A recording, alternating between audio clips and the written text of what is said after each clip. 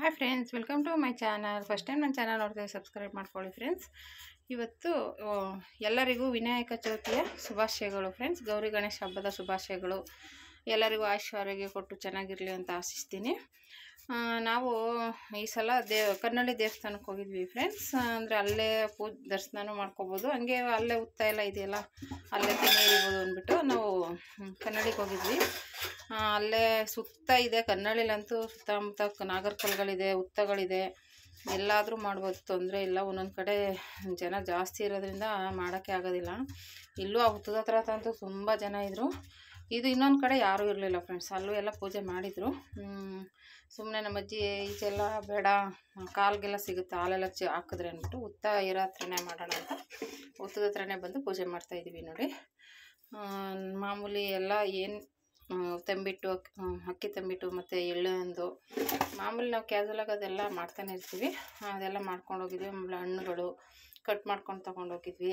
ಅರಿಶಿನ ಕುಂಕುಮ ಮಾಮೂಲಿ ಪೂಜೆಗೆ ಏನೇನು ಬೇಕು ಎಲ್ಲನೂ ತೊಗೊಂಡೋಗಿ ಅಲ್ಲಿ ಪೂಜೆ ಈಗೆಲ್ಲನೂ ಪೂಜೆ ಮಾಡ್ಕೋತಾ ಇದ್ವಿ ಫ್ರೆಂಡ್ಸ್. ಆಮೇಲೆ ಮತ್ತೆ ನಾವು ಗೌರಿ ಸಾಮಾನು ಮತ್ತು ದಾರ ಎಲ್ಲ ತಂದಿರ್ತೀವಿ.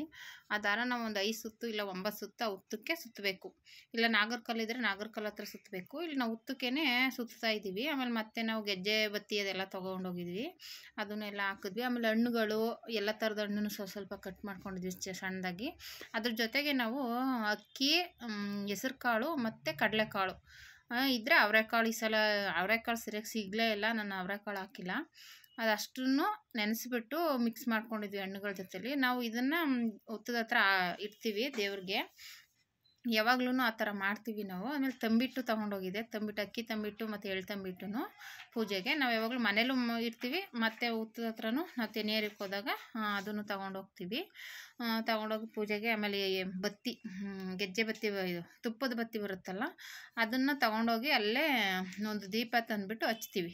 ದೀಪದಲ್ಲಿ ಇಟ್ಬಿಟ್ಟು ಎಣ್ಣೆ ಹಾಕ್ಬಿಟ್ಟು ಹಚ್ತೀವಿ. ಮಾಮೂಲಿ ಕರ್ಪೂರನೂ ಹಚ್ತೀವಿ, ಅದು ಬತ್ತಿನೂ ಹಚ್ಚೋದು ಒಂದು ಇದು ನಮಗೆ ಆವಾಗಿನಿಂದನೂ ರೂಢಿಯಾಗಿದೆ. ಆ ಥರ ಒಂದು ಎಣ್ಣೆ ಎಲ್ಲ ತೊಗೊಂಡೋಗಿದ್ವಲ್ಲ ಅದರ ಹಚ್ಬಿಟ್ಟು ಹಚ್ತಾಯಿದ್ದೀವಿ. ಅದು ಹಚ್ಚೋಕ್ಕೆ ಹೋಗ್ತಿದ್ವಿ, ಗಾಳಿಗೆಲ್ಲ ಆರೋಗ್ತಾಯಿತ್ತು. ಆಮೇಲೆ ಅದಕ್ಕೆ ಸ್ವಲ್ಪ ಕರ್ಪೂರ ಹಚ್ಚಿದ್ವಿ, ಅದು ಬೇಗ ಹತ್ಕೊಳ್ಳುತ್ತೆ, ಕರ್ಪೂರ ಆರೋದಿಲ್ವಲ್ಲ ಹಾಗಾಗಿ. ಆಮೇಲೆ ನಾವು ಹಾಲು ಅದು ಅಲ್ಲಿಂದ ಮನೆಯಿಂದನೂ ಇಲ್ಲಿಗೆ ಬರೋಷ್ಟರಲ್ಲಿ ಇದಾಗುತ್ತೆ ಅಂದ್ಬಿಟ್ಟು ಬಾಟ್ಲೆಲ್ಲ ತಂದಿದ್ವಿ ಹಾಲನ್ನ.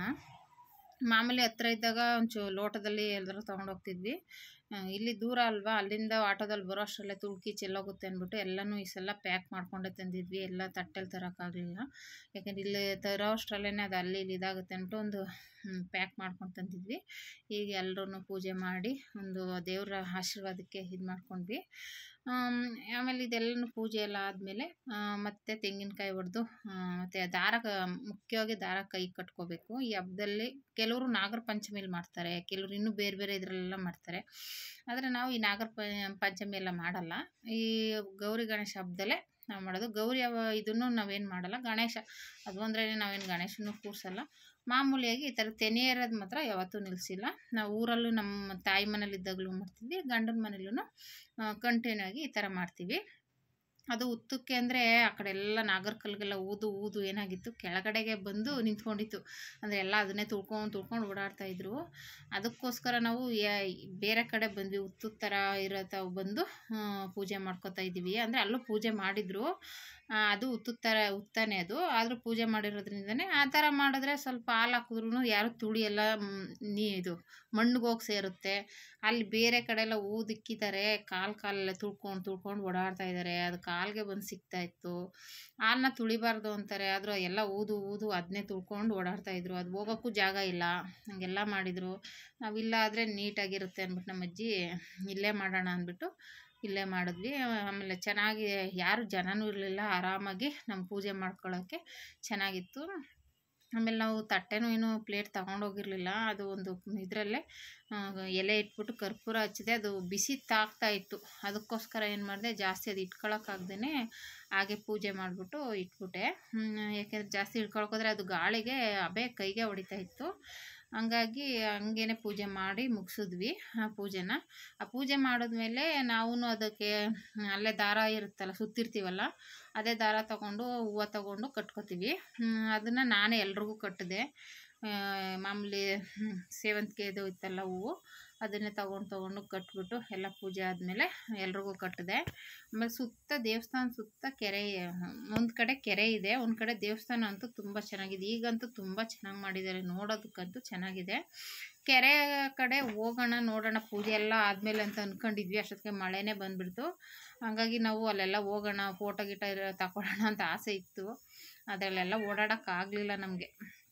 ಆಮೇಲೆ ಬಾಳೆಹಣ್ಣು ಹಾಕಿ ಹಾಲು ಹಾಕೋದು, ಅದು ಒಂದು ಲೋಟಕ್ಕೆ ಹಾಕ್ಕೊಂಡು ಹಾಕಬೇಕು. ನಾವು ಇದು ಬಾಟ್ಲಿಗೆ ಹಾಕಿದ್ರೆ ಈಚೆಗೆ ತೆಗಿಯೋಕ್ಕಾಗಲ್ಲ ಅಂದ್ಬಿಟ್ಟು ಕೈಯಲ್ಲೇ ಮುರಿದ್ಬಿಟ್ಟು ಹಾಲನ್ನ ಹಾಕಿದ್ವಿ. ಮುಖ್ಯವಾಗಿ ಇದಕ್ಕೆ ಹಾಕೋದೆ ಹಾಲಿಂದು ಹಾಕೋದನ್ನೇ ಮುಖ್ಯವಾಗಿದ್ದು. ಈ ಇದರಲ್ಲಿ ಹಾಲು ಎರೆಯೋದು, ಉತ್ತಕ್ಕೆ ಹಾಲು ಹಾಕೋದೇ ಒಂದು ಮುಖ್ಯವಾದದ್ದು ಇದಕ್ಕೆ. ಹಂಗಾಗಿ ಬಾಟ್ಲೆಲ್ಲ ತೊಗೊಂಡೋಗಿ ಹಾಲನ್ನ ಹಾಕಿ ಪೂಜೆ ಮಾಡ್ಕೊಂಡ್ವಿ. ಸುತ್ತ ಕೆರೆ ಇದೆ, ನೋಡೋಕ್ಕೆ ಚೆನ್ನಾಗಿದೆ. ಆಮೇಲೆ ಅನ್ನದಾನ ಪ್ರತಿದಿನವೂ ಇರುತ್ತೆ ಅಲ್ಲಿ ಊಟ. ಯಾರಾದರೂ ಇವಾಗ ನಾವು ಏನಾದರೂ ಅಂದ್ಕೊಂಡಿದ್ರೆ ಕೊಡ್ಬೋದು, ಅದರಲ್ಲೇನೂ ಇಲ್ಲ. ಅಕ್ಕಿ ಕೊಡ್ಬೋದು, ಬೇಳೆ ಕೊಡ್ಬೋದು, ಬೆಲ್ಲ ಕೊಡ್ಬೋದು, ಇಲ್ಲ ದುಡ್ಡು ಕೊಡ್ಬೋದು. ದುಡ್ಡು ನಾವು ಹೋದಾಗಲೆಲ್ಲ ಒಂದು 100 ರೂಪಾಯಿ, ಇಲ್ಲ 50 ರೂಪಾಯಿ, 10 ರೂಪಾಯಿ, 20 ರೂಪಾಯಿ ಎಷ್ಟಾದರೂ ಕೊಡ್ಬೋದು. ಅಲ್ಲೊಂದು ಉಂಡೆ ಇಟ್ಟಿರ್ತಾರೆ, 10 ರೂಪಾಯಿ, 20 ರೂಪಾಯಿ, 50 ರೂಪಾಯಿ ಆದರೆ ಅಲ್ಲಿ ಹಾಕ್ತೀವಿ. 100 ರೂಪಾಯಿ ಮೇಲಾದರೆ ಅಲ್ಲಿ ಕೊಡ್ತೀವಿ, ಬರೆದುಬಿಟ್ಟು ಚೀಟಿ ಕೊಡ್ತಾರೆ. ಹಾಗಾಗಿ ಚೆನ್ನಾಗಿದೆ ದೇವಸ್ಥಾನ. ಎನಿ ಟೈಮ್ ಊಟ ಇರೋದ್ರಿಂದ ಡೈಲಿ ಇರುತ್ತೆ ಊಟ. ದೇವಸ್ಥಾನವೂ ತುಂಬ ಚೆನ್ನಾಗಿದೆ, ಹಳೆ ಕಾಲದ ದೇವಸ್ಥಾನ ಇದು. ನಮಗೂ ಗೊತ್ತಿರಲಿಲ್ಲ, ಯಾರೋ ಹೇಳಿ ನಾವು ಹೋದಾಗಂತೂ ಒಂದು ಟೇಬಲ್ ಇರಲಿಲ್ಲ, ಕೆಳಗಡೆನೇ ಕೂತ್ಕೊಂಡು ಊಟ ಮಾಡ್ತಿದ್ದು. ಈಗೆಲ್ಲ ಟೇಬಲ್ ಸಿಸ್ಟಮು, ಏನೇನೋ ಸಿಸ್ಟಮ್ಗಳೆಲ್ಲ ಚೆನ್ನಾಗಿ ಮಾಡಿದ್ದಾರೆ. ಆಮೇಲೆ ಮದುವೆ ಮಾಡ್ತಾರೆ, ಎಂಗೇಜ್ಮೆಂಟ್ ಮಾಡ್ತಾರೆ, ಬರ್ತಡೇ ಮಾಡ್ತಾರೆ. ಅಲ್ಲೇ ಸುತ್ತಮುತ್ತ ಛತ್ರದ ಥರ ಎಲ್ಲ ಕಟ್ಟಿದೆ, ಚಿಕ್ಕದು ದೊಡ್ಡದು ಎಲ್ಲ ಇರೋದ್ರಿಂದ ಎಲ್ಲ ಮಾಡ್ತಾರೆ. ತುಂಬ ಚೆನ್ನಾಗಿದೆ. ನೀವೇನು ಹತ್ತಿರದಲ್ಲಿದ್ದರೆ ನೋಡಿ, ಹೋಗಿ ಒಂದ್ಸಲ ವಿಸಿಟ್ ಮಾಡಿ. ದೇವಸ್ಥಾನ ನೋಡೋಕ್ಕಾದ್ರೂ ಹೋಗಿ, ತುಂಬ ಚೆನ್ನಾಗಿದೆ. ವೀರಭದ್ರ ಸ್ವಾಮಿ ದೇವಸ್ಥಾನ ಅಂತೂ ತುಂಬ ಚೆನ್ನಾಗಿದೆ. ಆಮೇಲೆ ನಾವಿಲ್ಲೆಲ್ಲ ಪೂಜೆ ಮಾಡಿಕೊಂಡು ಆಮೇಲೆ ದೇವಸ್ಥಾನದ ಒಳಗಡೆ ಹೋದ್ವಿ. ದೇವಸ್ಥಾನದ ಒಳಗಡೆ ದರ್ಶನ ಮಾಡೋಕ್ಕಂತೂ ತುಂಬ ಚೆನ್ನಾಗಿತ್ತು. ಯಾರು ಜನ ಇರಲಿಲ್ಲ, ದೇವ್ರಿಗೆ ಚೆನ್ನಾಗಿ ಅಲಂಕಾರ ಮಾಡಿದರು. ಚೆನ್ನಾಗಿ ದರ್ಶನ ಮಾಡಿಕೊಂಡು ಆಮೇಲೆ ಅನ್ನ ಪ್ರಸಾದ ಇತ್ತು. ನಾನು ಹೇಳ್ದಾಗೆ ಅನ್ನ ಪ್ರಸಾದ ತಿಂದ್ಕೊಂಡು, ಫ್ರೆಂಡ್ಸ್ ಹಬ್ಬ ಅಲ್ವಾ, ಅದಕ್ಕೆ ಒಂದು 5 ಜನ ಮುತ್ತೈದೆಯರಿಗೆ ಅರ್ಶಿನ ಕುಂಕುಮ ಕೊಟ್ಟೆ. ಆಲ್ರೆಡಿ ನಾನು ಕೊಡಬೇಕಂತ ಎಲ್ಲ ರೆಡಿ ಮಾಡ್ಕೊಂಡು ಹೋಗಿದ್ದೆ, ಬಾಳೆಹಣ್ಣು ಎಲೆ ಎಲ್ಲನೂ. ಒಂದು 5 ಜನಕ್ಕೆ ಕೊಟ್ಟರೆ ಒಳ್ಳೇದು ಹಬ್ಬದ ದಿನ ಅಂದ್ಬಿಟ್ಟು ಒಂದು 5 ಜನಕ್ಕೆ ಅಲ್ಲೇ ಕೂಗ್ಬಿಟ್ಟು ಅರ್ಶಿನ ಕುಂಕುಮ ಕೊಟ್ಟೆ. ಕೊಟ್ಬಿಟ್ಟು ಅಲ್ಲಿ ಪ್ರಸಾದಕ್ಕೆ ಬಂದುಬಿಟ್ಟು ಪೊಂಗಲ್ಲು, ಅನ್ನ ಸಾರು ಮಾಡಿದರು. ತುಂಬ ಚೆನ್ನಾಗಿತ್ತು. ಕಡಲೆಕಾಳು ಉಸ್ಲಿ ಮಾಡಿದರು, ತುಂಬ ಚೆನ್ನಾಗಿತ್ತು. ಇವತ್ತೇನು ಸಾಂಬಾರು ಅಷ್ಟು ಖಾರ ಇರಲಿಲ್ಲ. ಒಂದೊಂದ್ಸಲ ಖಾರ ಇರುತ್ತೆ ಅಲ್ಲಿ ಸಾಂಬಾರು. ಅನ್ನ ಸಾಂಬಾರು ತಿಂದ್ಕೊಂಡು ಆಮೇಲೆ ನಾವು ಮನೆಗೆ ಬಂದ್ವಿ. Thank you for watching friends.